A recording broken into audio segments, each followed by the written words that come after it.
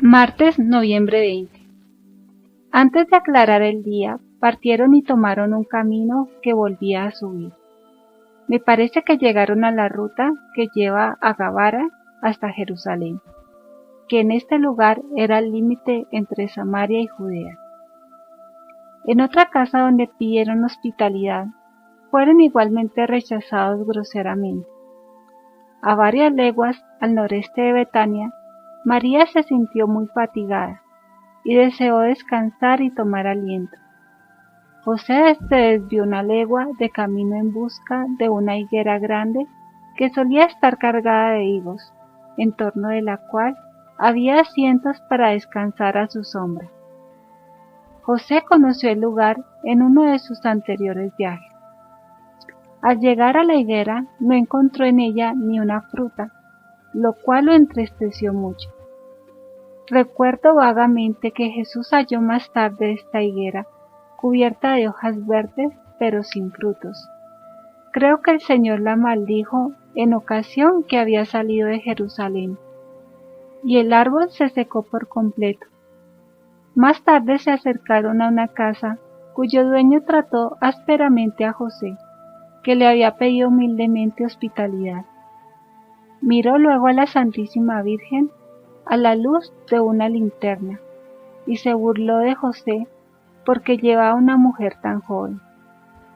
En cambio, la dueña de casa se acercó y se compadeció de María. Le ofreció una habitación en un edificio vecino y le llevó panecillos para su alimento. El marido se arrepintió de haber sido descomedido y se mostró luego más servicial con los santos viajeros. Más tarde llegaron a otra casa, habitada por una pareja joven. Aunque fueron recibidos, no lo hicieron con cortesía y casi ni se ocuparon de ellos. Estas personas no eran pastores sencillos, sino como campesinos ricos, gente ocupada en negocios. Más tarde Jesús visitó una de estas casas después de su bautismo. La habitación donde la Sagrada Familia había pasado la noche la había convertido en oratorio. No recuerdo si era propiamente la casa aquella cuyo dueño se burló de José. Recuerdo vagamente que el arreglo lo hicieron después de los milagros que sucedieron al nacimiento de Jesús.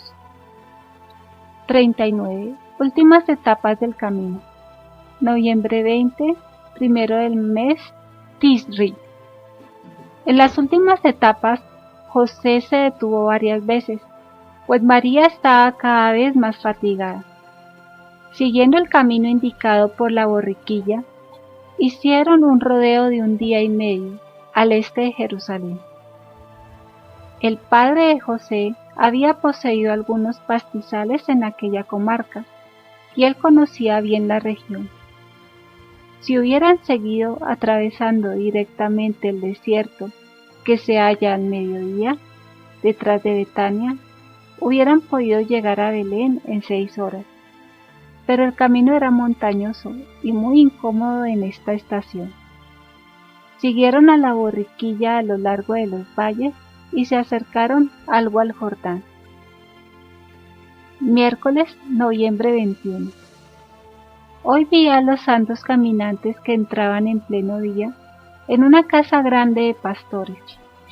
Está a 3 leguas de un lugar donde Juan bautizaba más tarde en el Jordán, y a 7 de Belén.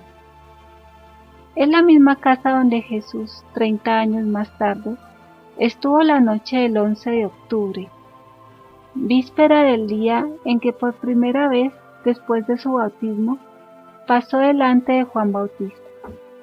Junto a la casa y un tanto apartada de ella, había una granja donde guardaban los instrumentos de labranza y los que usaban los pastores.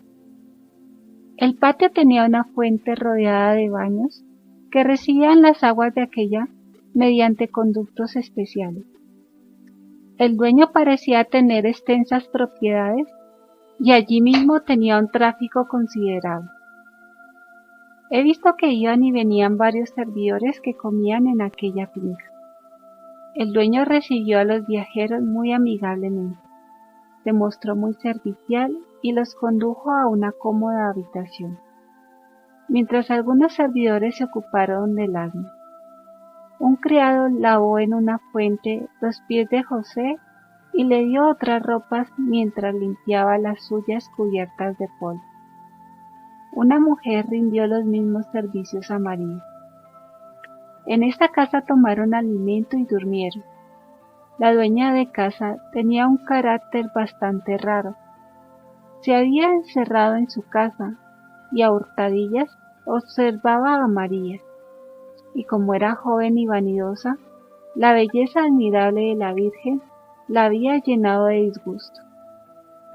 Temía también que María se dirigiera a ella para pedirle que le permitiese quedarse hasta dar a luz a su niño. Tuvo la descortesía de no presentarse siquiera y buscó medios para que los viajeros partieran al día siguiente. Esta es la mujer que encontró Jesús allí, 30 años más tarde, ciega y encorvada, y que sanó y curó después de hacerle advertencias sobre su poca caridad y su vanidad de un tiempo. He visto algunos niños. La Santa Familia pasó la noche en este lugar. Jueves, noviembre 22. Hoy al mediodía vi a la Sagrada Familia abandonar la finca donde se habían alojado. Algunos de la casa los acompañaron cierta distancia. Después de unas 2 leguas de camino, llegaron al anochecer a un lugar atravesado por un gran sendero, a cuyos lados se levantaba una fila de casas con patios y jardines. José tenía allí parientes, me parece que eran los hijos del segundo matrimonio de su padrastro o madrastra. La casa era de muy buena apariencia. Sin embargo, atravesaron este lugar sin detenerse. A media legua dieron vuelta a la derecha, en dirección de Jerusalén, y arribaron a una posada grande en cuyo patio había una fuente con cañerías de agua. Encontraron reunidas a muchas gentes que celebraban un funeral. El interior de la casa, en cuyo centro estaba el hogar, con una abertura para el humo, había sido transformado en una amplia habitación, suprimiendo los tabiques movibles que separaban ordinariamente las diversas piezas. Detrás del hogar había colgaduras negras, y frente a él algo así como un ataúd cubierto de paño negro. Varios hombres rezaban. Tenían largas vestimentas de color negro y encima otros vestidos blancos más cortos.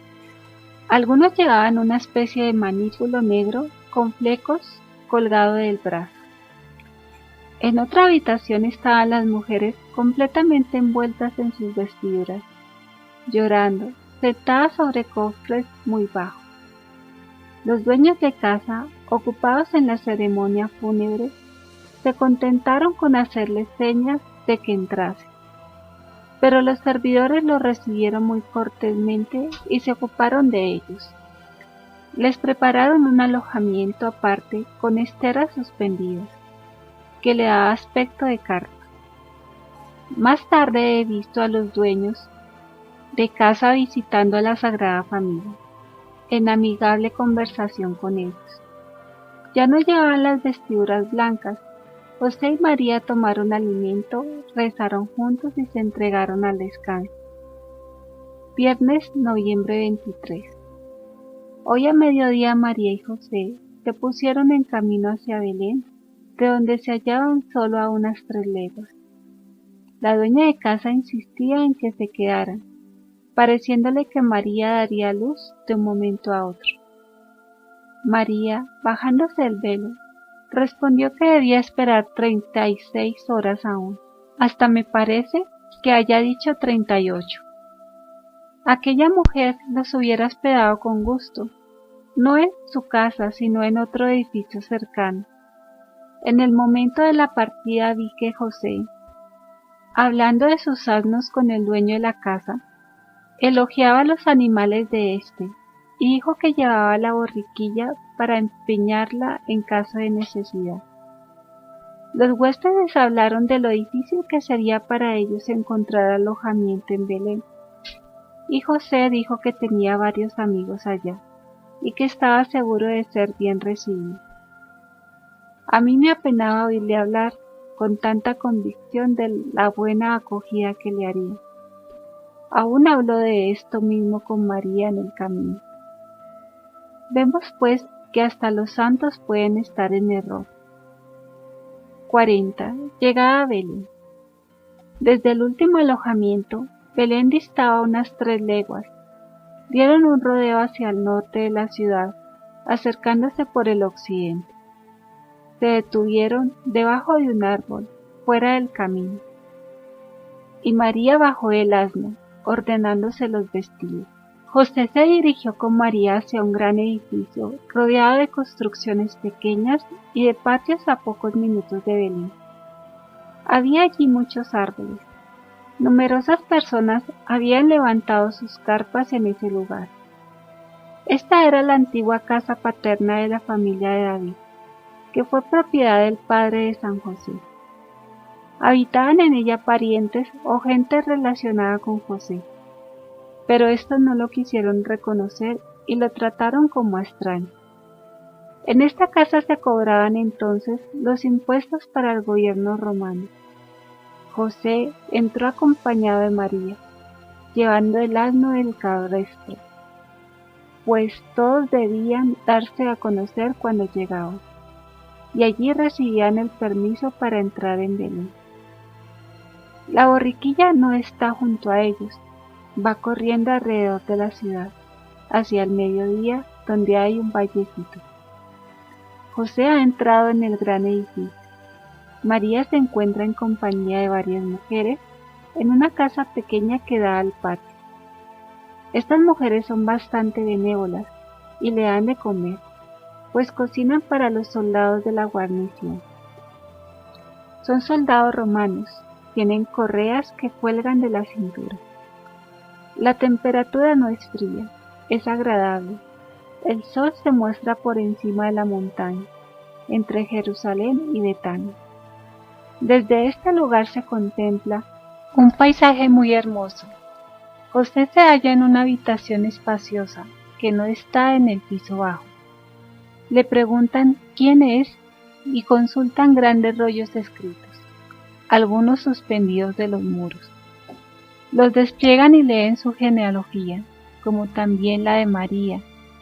José parecía no saber que también María, por Joaquín, descendía en línea directa de David. El hombre pregunta dónde se halla su mujer.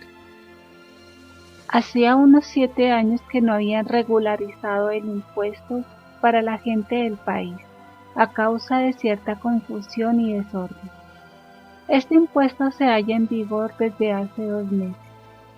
Se pagaba en los 7 años precedentes, pero sin regularidad. Ahora es necesario pagarlo 2 veces. José ha llegado un poco retrasado para pagarlo, pero a pesar de ello lo tratan con cortesía. Aún no ha pagado. Le preguntan cuáles son sus medios de vida. Él responde que no posee bienes raíces, que vivía de su oficio y que además recibía ayuda de su suegra. Hay en la casa gran cantidad de escribientes y empleados. Arriba están los romanos y los soldados. Veo fariseos, saduceos, sacerdotes, ancianos, cierto número de escribas y otros funcionarios romanos y judíos. No hay ningún otro comité semejante en Jerusalén, pero los hay en otros lugares del país, como Magdala, cerca del lago de Genesaret, a donde acuden a pagar las gentes de Galilea y de Sidón, según creo. Solo aquellos que no tienen bienes raíces, sobre los cuales recae el impuesto correspondiente, tienen que presentarse en el lugar de su nacimiento. Este impuesto será dividido dentro de 3 meses en 3 partes, cada uno con destino diferente. Una parte es para el emperador Augusto, para Herodes y para otro príncipe que habita cerca de Egipto.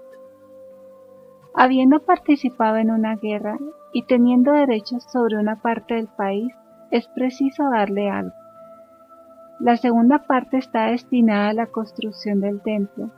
Me parece que debe servir para abonar una deuda contraída.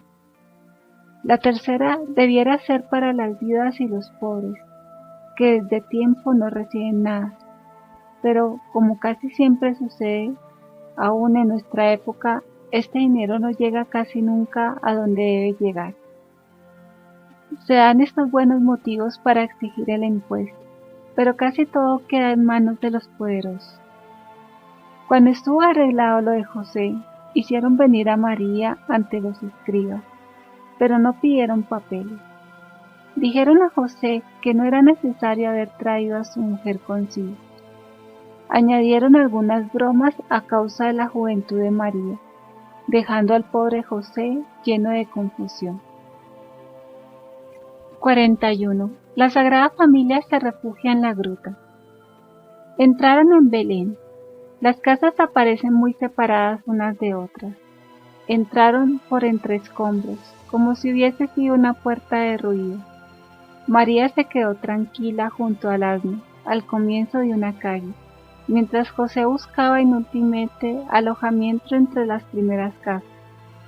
Había muchos extranjeros y se veían numerosas personas yendo de un lado a otro. José volvió junto a María, diciéndole que no era posible encontrar alojamiento, que debían penetrar más dentro de la ciudad. Caminaban llevando José al asno del cabestro y María iba a su lado. Cuando llegaron a la entrada de otro calle, María permaneció junto al asno, mientras José iba de casa en casa, pero no encontró ninguna donde quisieran recibirlos. Volvió lleno de tristeza al lado de María. Esto se repitió varias veces y así tuvo María que esperar largo rato. En todas partes decían que el sitio estaba ya tomado, y habiéndolo rechazado en todas partes, José dijo a María que era necesario ir a otro lado en donde, sin duda, encontrarían lugar. Retomaron la dirección contraria a la que habían tomado al entrar y se dirigieron hacia el mediodía. Siguieron una calleja que más parecía un camino entre la campiña, pues las casas estaban aisladas sobre pequeñas colinas. Las tentativas fueron también allí infructuosas. Llegados al otro lado de Belén, donde las casas se hallaban aún más dispersas, encontraron un gran espacio vacío, como un campo desierto en el poblado. En él había una especie de cobertizo y a poca distancia un árbol grande, parecido al tilo, de tronco liso, con ramas extendidas, formando techumbre alrededor. José condujo a María bajo este árbol y le arregló un asiento con los bultos al pie, para que pudiera descansar mientras él volvía en busca de mejor asilo en las casas vecinas. El asno quedó allí con la cabeza pegada al árbol. María al principio permanecía de pie apoyada al tronco del árbol. Su vestido de lana blanca sin cinturón caíale en pliegues alrededor. Tenía la cabeza cubierta por un velo blanco. Las personas que pasaban por allí la miraban, sin saber que su Salvador, su Mesías, estaba tan cerca de ellos. Qué paciente, qué humilde y qué resignada estaba María. Tuvo que esperar mucho tiempo. Por fin sentóse sobre las colchas, poniéndose las manos juntas en el pecho, con la cabeza baja. José regresó lleno de tristeza, pues no había podido encontrar posada ni refugio. Los amigos de quienes había hablado a María apenas si lo reconocían. José lloró y María lo consoló con dulces palabras. Fue una vez más de casa en casa, representando el estado de su mujer, para hacer más eficaz la petición, pero era rechazado precisamente también a causa de eso mismo. El paraje era solitario, no obstante, algunas personas se habían detenido, mirándola de lejos con curiosidad, como sucede cuando se ve a alguien que permanece mucho tiempo en el mismo sitio a la caída de la tarde. Creo que algunos dirigieron la palabra a María, preguntándole quién era. Al fin volvió José, tan conturbado, que apenas se atrevía a acercarse a María. Le dijo que había buscado inútilmente, pero que conocía un lugar fuera de la ciudad, donde los pastores solían reunirse cuando iban a Belén con su rebaño, que allí podrían encontrar siquiera un abrigo. José conocía aquel lugar desde su juventud. Cuando sus hermanos lo molestaban, se retiraba con frecuencia allí para rezar fuera del alcance de sus perseguidores. Decía José que si los pastores volvían, se arreglaría fácilmente con ellos, que venían raramente en esa época del año. Añadió que cuando ella estuviera tranquila en aquel lugar, él volvería a salir en busca de alojamiento más apropiado. Salieron pues de Belén por el este, siguiendo un sendero desierto que torcía a la izquierda. Era un camino semejante al que anduvieran a lo largo de los muros desmoronados de los fosos de las fortificaciones derruidas de una pequeña ciudad. Se subía un tanto al principio, luego descendía por la ladera de un montecillo, y los condujo en algunos minutos al este de Belén, delante del sitio que buscaban, cerca de una colina o antigua muralla que tenía delante algunos árboles, terebintos o cedros de hojas verdes, otros tenían hojas pequeñas como las del boj. 42. Descripción de la gruta de Belén. En la extremidad sur de la colina, alrededor de la cual torcía el camino que lleva al Valle de los Pastores, estaba la gruta en la cual José buscó refugio para María. Había allí otras grutas abiertas en la misma roca. La entrada estaba al este y un estrecho pasadizo conducía a una habitación redondeada por un lado, triangular por otro, en la parte este de la colina. La gruta era natural, pero por el lado del mediodía, frente al camino que llevaba al Valle de los Pastores, se habían hecho algunos arreglos consistentes en trabajos toscos de mampostería. Por el lado que miraba al mediodía había otra entrada, que generalmente estaba tapiada. José volvió a abrirla para mayor comodidad. Saliendo por allí hacia la izquierda, había otra abertura más amplia, que llevaba a una cueva estrecha e incómoda a mayor profundidad, que terminaba debajo de la gruta del pesebre. La entrada común a la gruta del pesebre miraba hacia el oeste. Desde el lugar se podían ver los techos de algunas casitas de Belén. Saliendo de allí y torciendo a la derecha, se llegaba a una gruta más profunda y oscura, en la cual hubo de ocultarse María alguna vez. Delante de la entrada al oeste había un techito de juncos apoyado sobre estacas, que se extendía al mediodía y cubría la entrada de ese lado, de modo que se podía estar a la sombra delante de la gruta. En la parte meridional tenía la gruta 3 aberturas, con rejas por arriba, por donde entraba aire y luz. Una abertura semejante había en la bóveda de la misma roca. Estaba cubierta de césped y era la extremidad de la altura sobre la cual estaba edificada la ciudad de Belén. Pasando del corredor, que era más alto, a la gruta, formada por la misma naturaleza, había que descender más. El suelo en torno de la gruta se alzaba, de modo que la gruta misma estaba rodeada de un banco de piedra de variable anchura. Las paredes de la gruta, aunque no completamente lisas, eran bastante uniformes y limpias, hasta agradables a la vista. Al norte del corredor había una entrada a otra gruta lateral más pequeña. Pasando delante de esta entrada, se hallaba el sitio donde José solía encender fuego. Luego la pared daba vuelta al noreste en la otra gruta, más amplia, situada a mayor altura. Allí he visto más tarde el asno de José. Detrás de este sitio había un rincón bastante grande, donde cabía el asno con suficiente forraje. En la parte este de esta gruta, frente a la entrada, fue donde se encontraba la Virgen Santísima cuando nació de ella la luz del mundo. En la parte que se extiende al mediodía estaba colocado el pesebre donde fue adorado el niño Jesús.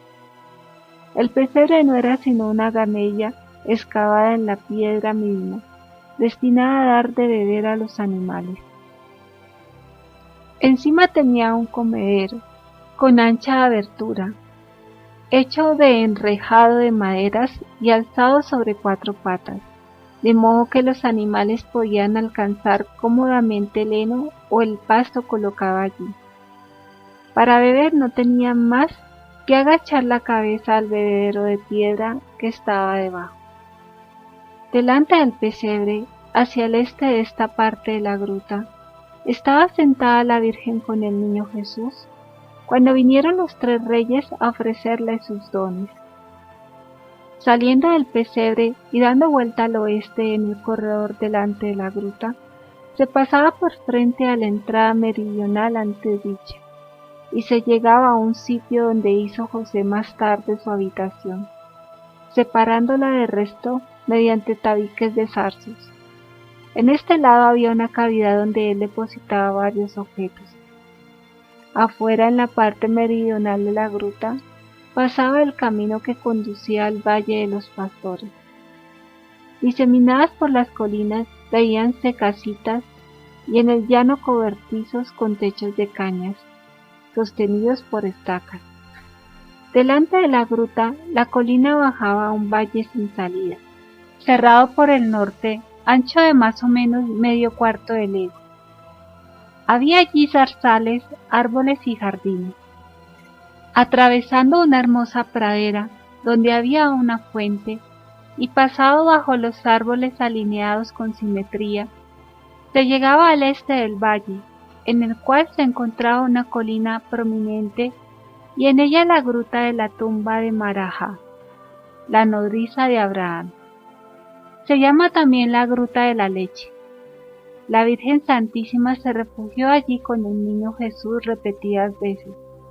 Sobre esta gruta había un gran árbol, alrededor del cual veíanse algunos asientos. Desde aquí se podía contemplar a Belén mejor que desde la entrada de la Gruta del Pesebre. He sabido muchas cosas de la Gruta del Pesebre, sucedidas en los antiguos tiempos. Recuerdo, entre otras, que Set, el niño de la promesa, fue concebido y dado a luz en esta gruta por Eva, después de un periodo de penitencia de 7 años.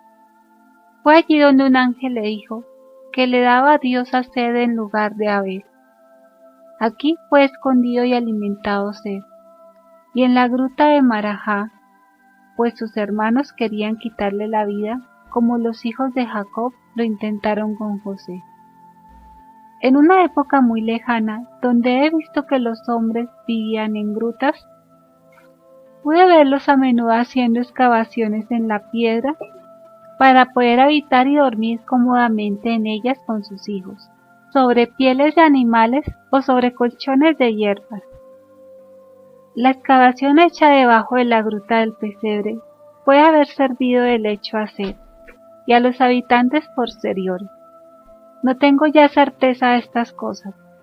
Recuerdo también haber visto en mis visiones de la predicación de Jesús que el 6 de octubre el Señor, después de su bautismo, celebró la festividad del sábado en la gruta del pesebre, que los pastores habían transformado en oratorio.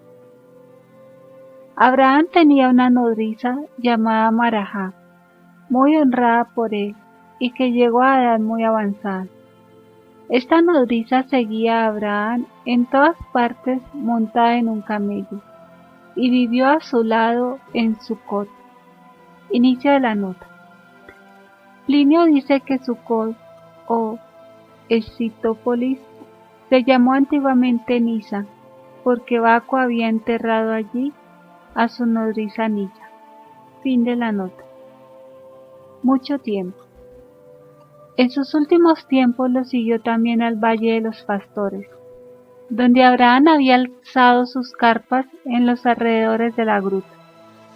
Habiendo pasado los 100 años y viendo llegar su última hora, pidió a Abraham que la enterrara en esa gruta, acerca de la cual hizo algunas predicciones, y a la que llamó Gruta de la Leche o Gruta de la Nodriza. Aconteció en ella un hecho milagroso, que he olvidado, y brotó allí una fuente del suelo. La gruta era entonces un corredor estrecho y alto, abierto en una piedra blanca, no muy dura. De un lado había una capa de esta materia que no alcanzaba hasta la bóveda. Trepando sobre esta capa de materia se podía llegar hasta la entrada de otra gruta más alta. La gruta fue ensanchada más tarde, puesto que Abraham hizo excavar su parte lateral para la tumba de Marahá. Sobre un gran bloque de piedra había una especie de gamella, también de piedra, sostenida por patas cortas y gruesas. Quedé muy asombrada al no ver nada de esto en tiempos de Jesucristo. Esta gruta de la tumba de la nodriza tenía una relación profética con la madre del Salvador, al alimentar allí oculto a su hijo, al cual perseguía. Pues en la historia de la juventud de Abraham se halla también una persecución figurativa de esta, y su nodriza le salvó la vida, ocultándolo en la gruta. Esta gruta era, desde tiempos de Abraham, lugar de devoción, sobre todo para las madres y nodrizas. En esto había algo de profético, pues en la nodriza de Abraham se veneraba, en figura, a la Santísima Virgen, lo mismo como Elías la había visto en aquella nube que traía la lluvia y le había dedicado un oratorio en el monte Carmelo. Marahá había cooperado en cierta manera al advenimiento del Mesías, habiendo alimentado con su leche a un antepasado de María. No puedo expresar esto bien, pero todo era como un pozo profundo que iba hasta la fuente de la vida universal, y del que siempre se sirvieron, hasta que María surgió como única fuente de agua limpia e inmaculada. El árbol que extendía su sombra sobre la gruta, desde lejos parecía un gran tilo. Era ancho por abajo y terminaba en punta. Era un terebinto. Abraham se encontró con Melquisedec debajo de este árbol, no recuerdo ahora en qué ocasión. Este coposo árbol tenía algo de sagrado para los pastores y las gentes de los alrededores. Les gustaba descansar bajo su sombra y orar. No recuerdo bien su historia, pero creo que el mismo Abraham lo plantó. Junto a él había una fuente donde los pastores iban por agua en ciertas ocasiones y le atribuían virtudes singulares. A ambos lados del árbol habían levantado cabañas abiertas para descansar, y todo esto estaba rodeado de un cerco protector. Más tarde he visto que Santa Elena hizo construir allí una iglesia, donde se celebró la Santa Misa. 43. José y María se refugian en la gruta de Belén. Viernes, noviembre 23. Era bastante tarde cuando José y María llegaron hasta la boca de la gruta. La borriquilla, que desde la entrada de la Sagrada Familia en la casa paterna de José había desaparecido corriendo en torno de la ciudad, corrió entonces a su encuentro y se puso a brincar alegremente cerca de ellos. Viendo esto, la Virgen dijo a José: «¿Ves? Seguramente es la voluntad de Dios que entremos aquí». José condujo el asno bajo el alero, delante de la gruta. Preparó un asiento para María, la cual se sentó mientras él hacía un poco de luz y penetraba en la gruta. La entrada estaba un tanto obstruida por atados de paja y esteras apoyadas contra las paredes. También dentro de la gruta había diversos objetos que dificultaban el paso. José la despejó, preparando un sitio cómodo para María, por el lado del oriente. Colgó de la pared una lámpara encendida e hizo entrar a María, la cual se acostó sobre el lecho que José le había preparado con colchas y envoltorios. José le pidió humildemente perdón por no haber podido encontrar algo mejor que este refugio tan impropio. Pero María en su interior se sentía feliz, llena de santa alegría. Cuando estuvo instalada María, José salió con una bota de cuero y fue detrás de la colina, a la pradera, donde corría una fuente, y llenándola de agua volvió a la gruta. Más tarde fue a la ciudad, donde consiguió pequeños recipientes y un poco de carbón.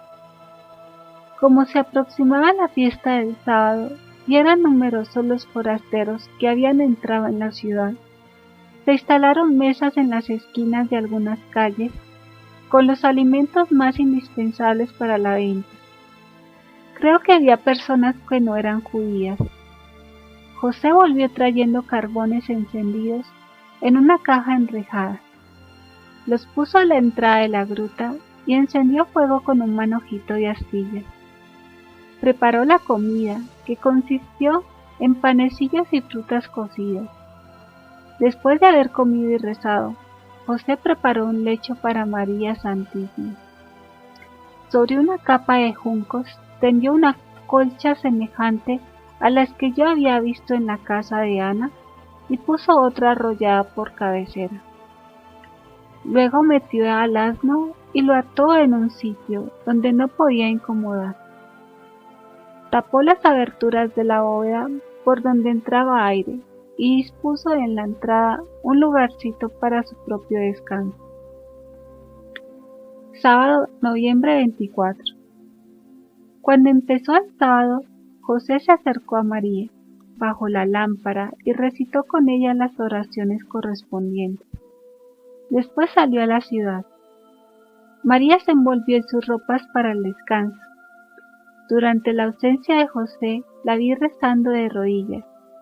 Luego se tendió a dormir, echándose de lado. Su cabeza descansaba sobre un brazo, encima de la almohada. José regresó tarde. Rezó una vez más y se tendió humildemente en su lecho a la entrada de la gruta. María pasó la fiesta del sábado rezando en la gruta, meditando con gran concentración. José salió varias veces, probablemente fue a la sinagoga de Belén. Los vi comiendo alimentos preparados días antes y rezando juntos. Por la tarde, cuando los judíos suelen hacer su paseo del sábado, José condujo a María a la gruta de Marajá, nodriza de Abraham. Allí se quedó algún tiempo. Esta gruta era más espaciosa que la del pesebre y José dispuso allí otro asiento. También estuvo bajo el árbol cercano, orando y meditando, hasta que terminó el sábado. José la volvió a llevar, porque María le dijo que el nacimiento tendría lugar aquel mismo día a medianoche, cuando se cumplían los 9 meses transcurridos desde la salutación del ángel del Señor. María le había pedido que lo tuviera dispuesto todo, de modo que pudiesen honrar en la mejor forma posible la entrada al mundo del niño prometido por Dios y concedido en forma sobrenatural. Pidió también a José que rezara con ella por las gentes que, a causa de la dureza de sus corazones, no habían querido darles hospitalidad. José le ofreció traer de Belén a 2 piadosas mujeres que conocía, pero María le dijo que no tenía necesidad del socorro de nadie.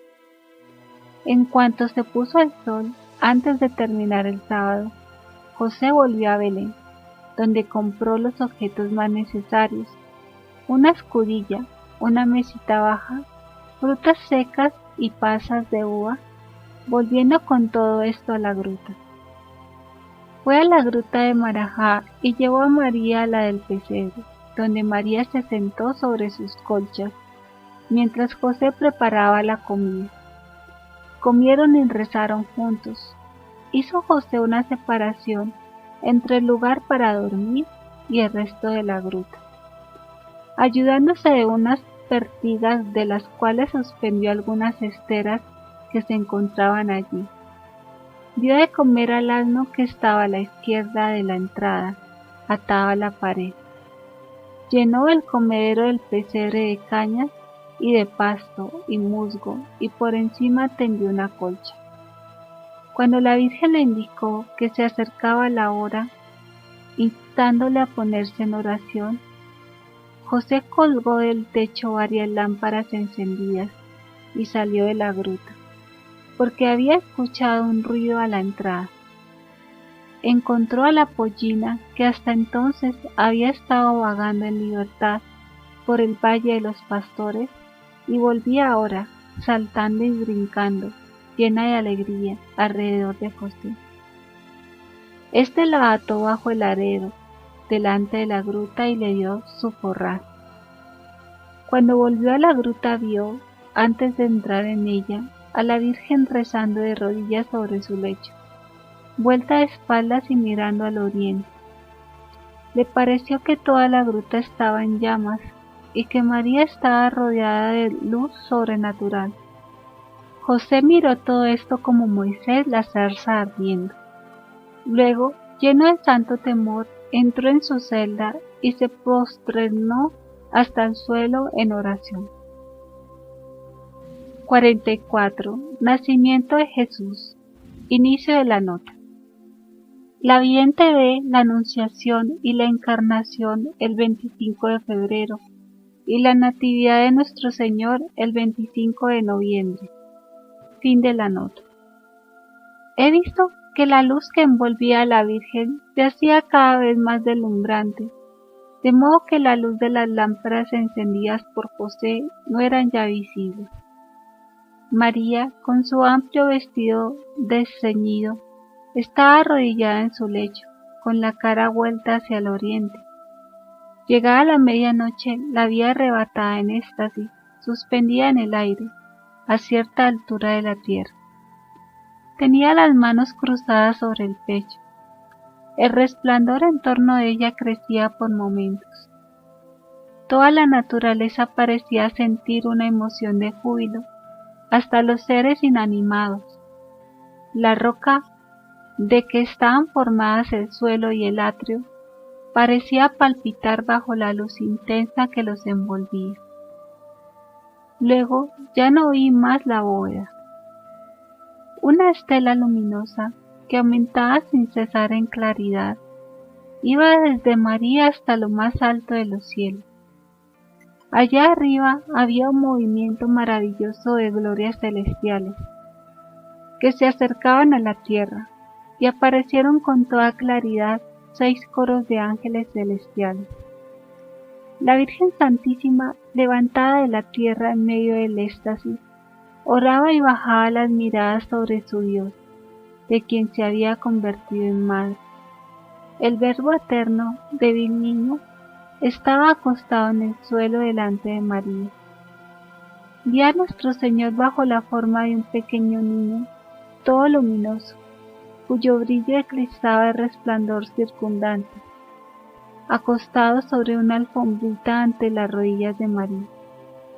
Me parecía muy pequeñito y que iba creciendo ante mis miradas, pero todo esto era la irradiación de una luz tan potente y deslumbradora que no puedo explicar cómo pude mirarla. La Virgen permaneció algún tiempo en éxtasis, luego cubrió al niño con un paño sin tocarlo y sin tomarlo aún en sus brazos. Poco tiempo después vi al niño que se movía y lo oí llorar.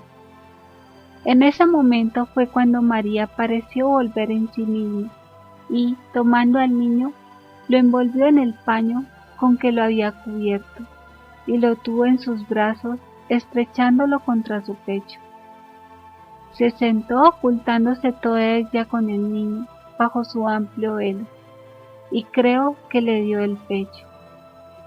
Y entonces en torno a los ángeles, en forma humana, hincándose delante del niño recién nacido para adorarlo. Cuando habría transcurrido una hora desde el nacimiento del niño Jesús, María llamó a José, que estaba aún orando con el rostro pegado a la tierra. Se acercó prosternándose, lleno de júbilo, de humildad y de fervor.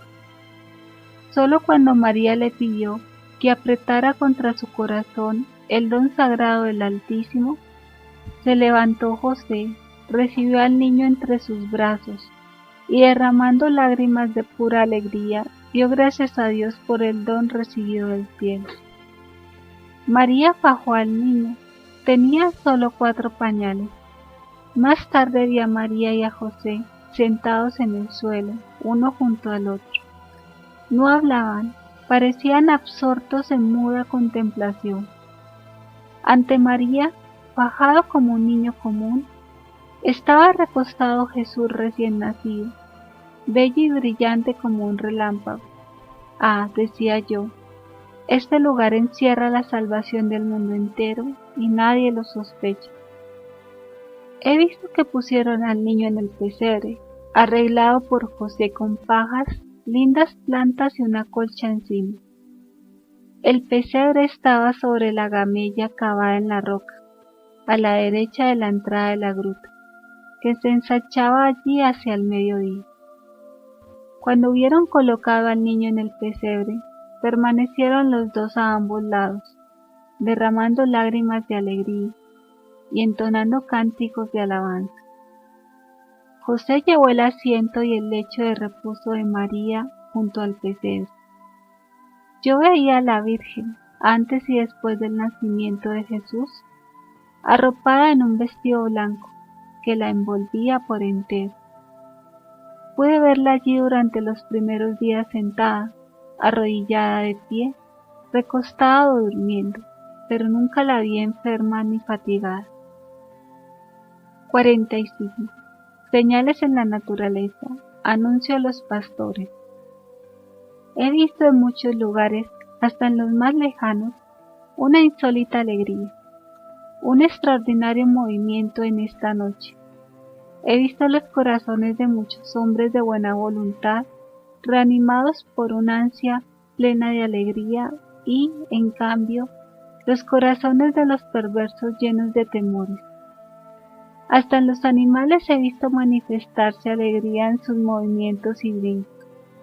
Las flores levantaban sus corolas, las plantas y los árboles tomaban nuevo vigor y verdor, y esparcían sus fragancias y perfumes. He visto brotar fuentes de agua de la tierra. En el momento mismo del nacimiento de Jesús, brotó una fuente abundante en la gruta de la colina del norte. Cuando al día siguiente lo notó José, le preparó enseguida un desagüe. El cielo tenía un color rojo oscuro sobre Belén, mientras se veía un vapor tenue y brillante sobre la gruta del pesebre, el valle de la gruta de Marajá y el valle de los pastores.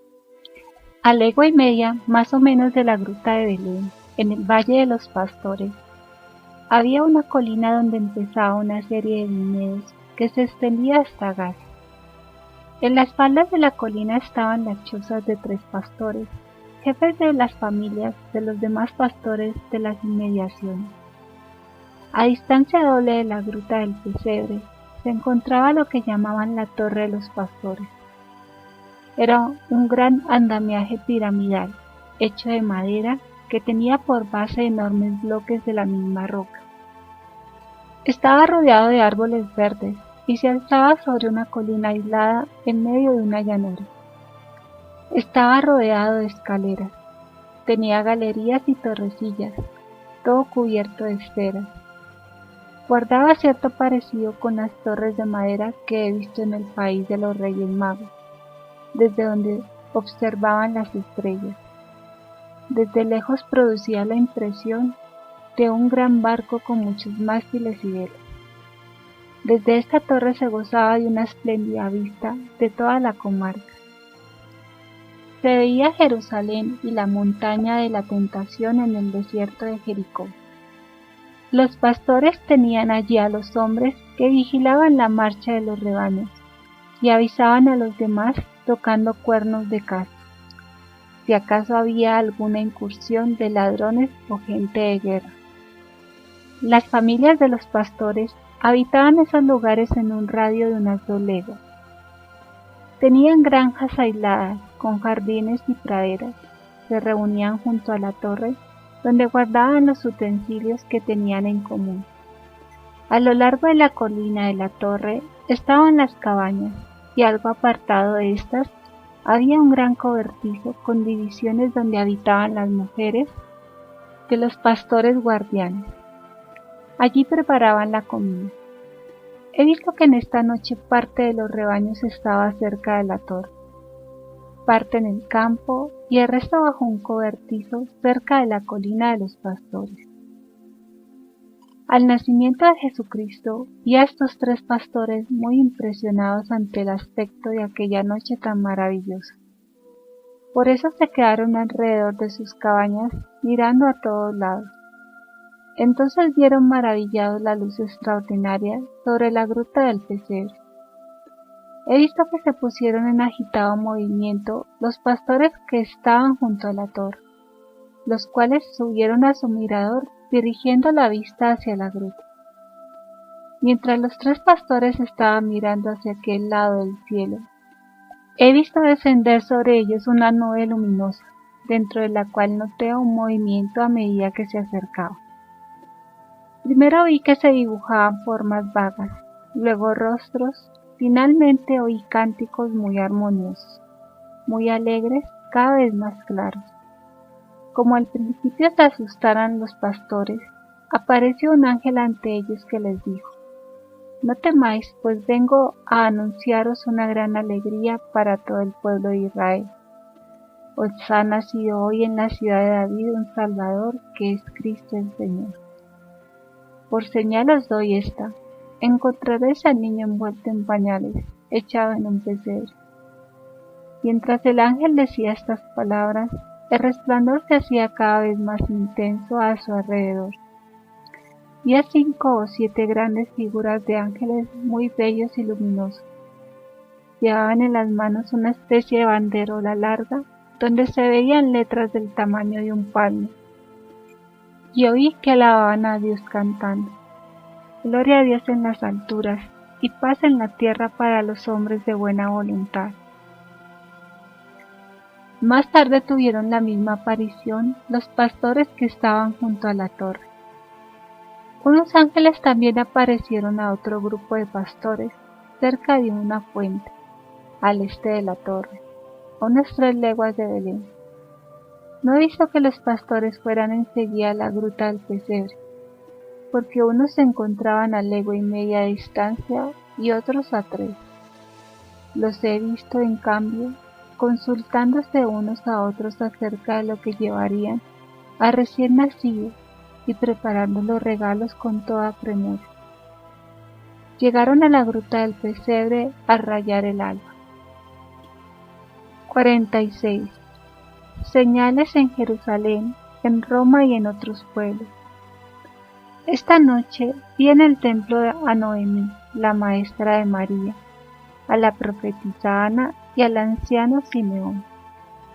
Vi en Nazaret a Ana y en Juta a Santa Isabel. Todos tenían visiones y revelaciones del nacimiento del Salvador. He visto al pequeño Juan Bautista cerca de su madre, manifestando una alegría muy grande. Vieron y reconocieron a María en medio de aquellas visiones, aunque no sabían dónde había tenido lugar el acontecimiento.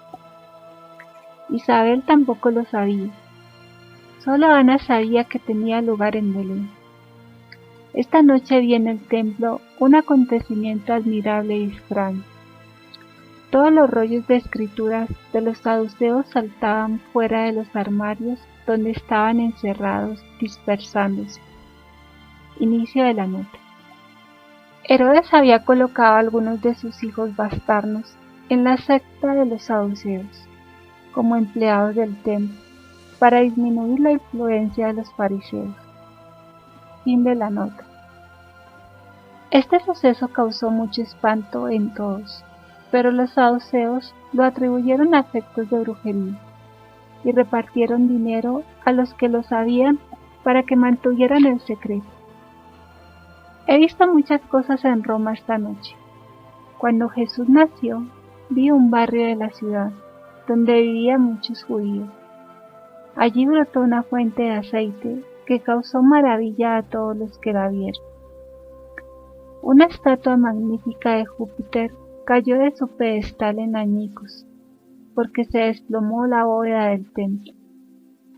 Los paganos se llenaron de terror, hicieron sacrificios y preguntaron a otro ídolo, el de Venus, creo, qué significaba aquello.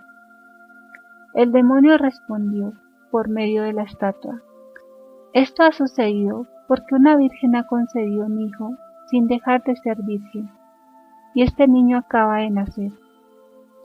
Este ídolo habló también desde la fuente de aceite. En el sitio donde brotó la fuente se alzó una iglesia dedicada a la Virgen María, Madre de Dios.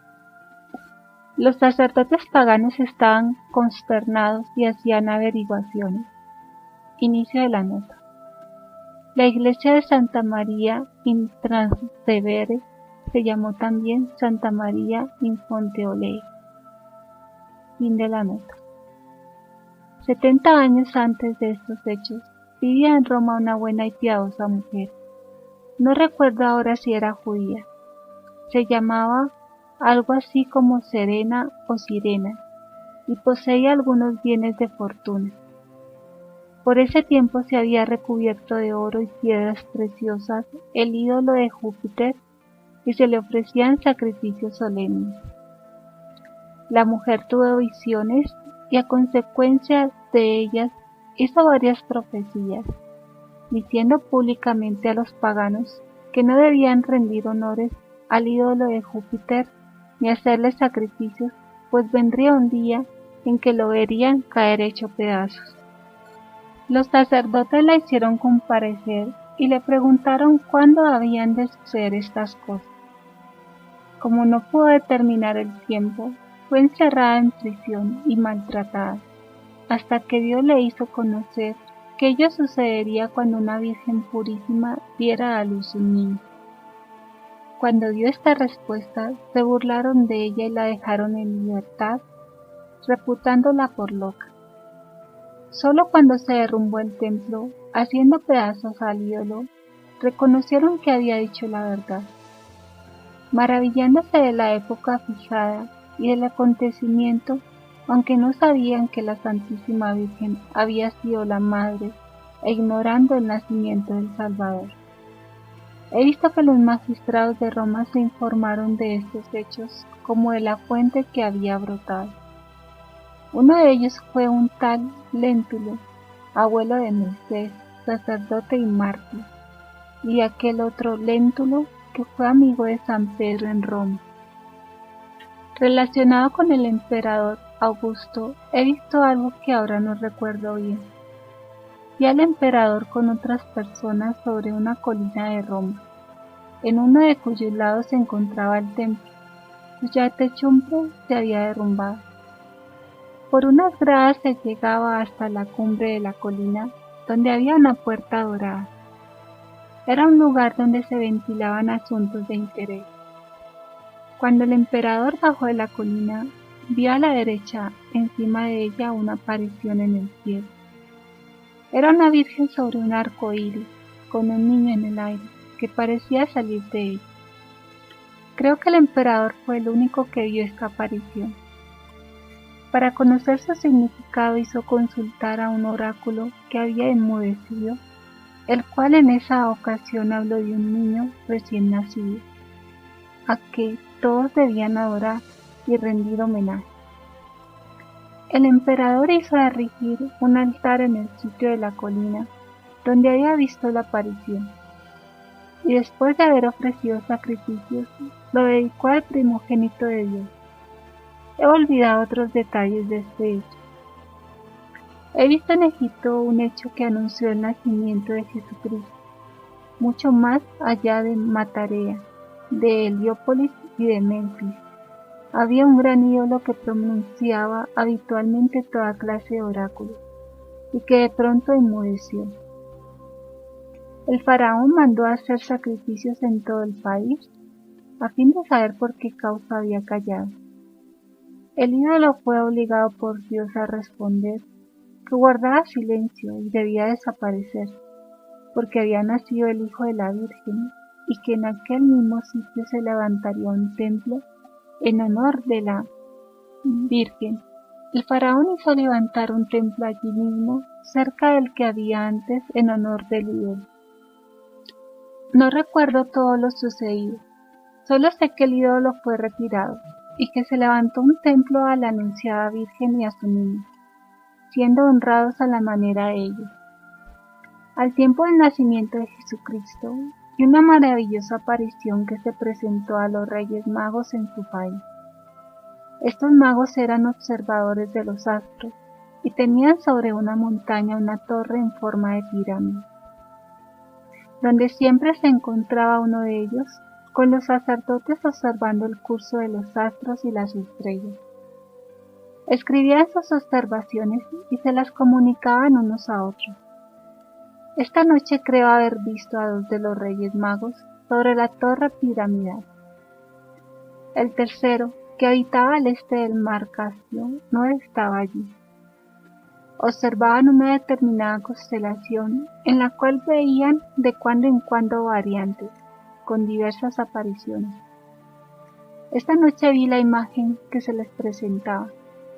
No la vieron en una estrella, sino en una figura compuesta de varias de ellas, entre las cuales parecía efectuarse un movimiento. Vieron un hermoso arco iris sobre la media luna y sobre el arco iris sentada a la Virgen. Tenía la rodilla izquierda ligeramente levantada y la pierna derecha más alargada, descansando al pie sobre la media luna. A la izquierda de la Virgen, encima del arco iris, apareció una cepa de vid y a la derecha unas de espigas de trigo. Delante de la Virgen vi elevarse como un cáliz semejante al de la última cena. Del cáliz vi salir al niño, y por encima de él un disco luminoso parecido a una custodia vacía, de la que partían rayos semejantes a espigas. Por eso pensé en el Santísimo Sacramento. Del costado derecho del niño salió una rama, en cuya extremidad apareció, a semejanza de una flor, una iglesia octogonal, con una gran puerta dorada y 2 pequeñas laterales. La Virgen hizo entrar al cáliz, al niño y a la hostia en la iglesia, cuyo interior pude ver, y que en aquel momento me pareció muy grande. En el fondo había una manifestación de la Santísima Trinidad. La iglesia se transformó luego en una ciudad brillante, que me pareció la Jerusalén celestial. En este cuadro vi muchas cosas que se sucedían y parecían nacer unas de otras, mientras yo miraba el interior de la iglesia. Ya no puedo recordar en qué forma se fueron sucediendo. Tampoco recuerdo de qué manera supieron los Reyes Magos que Jesús había nacido en Judea. El tercero de los reyes, que vivía muy distante, vio la aparición al mismo tiempo que los otros. Los reyes hicieron una alegría muy grande, juntaron sus dones y regalos y se dispusieron para el viaje. Se encontraron al cabo de varios días de camino. Los días que precedieron al nacimiento de Jesús los veía sobre su observatorio, donde tuvieron varias visiones.